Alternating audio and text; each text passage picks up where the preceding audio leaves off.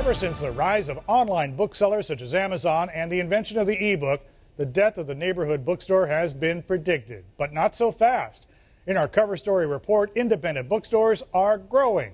Brad Jonas, who opened Powell's Bookstore in Chicago 40 years ago, reports business is up 10% this year, and he just opened his third location, an example of the independent bookseller resurgence. Across the country, when borders went away, there was less competition, so that a lot of places you've seen a rise of independent booksellers coming back. Recently, Borders closed hundreds of stores. Barnes & Noble plans to close 20 stores a year for the next decade, but since 2009, the number of independent bookstores has grown.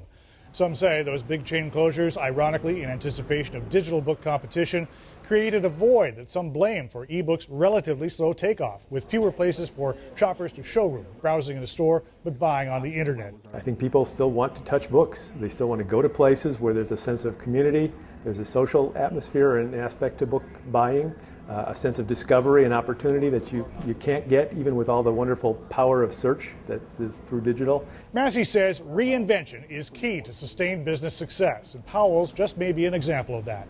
Jonas buys the last copies of a popular book's press run that he then sells at a discount. It's 60% of his business. He also practices niche marketing, carrying scholarly works that he sells on Amazon. In fact, online sales of hard-to-find works are behind a lot of bookstores' success.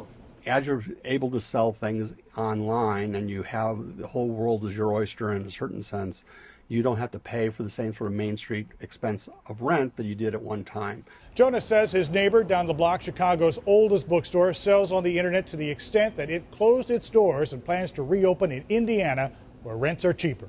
While the number of independent booksellers is growing, the remaining chains and Amazon still account for about half of all books sold. Independents are holding steady, though, with 10% of all sales.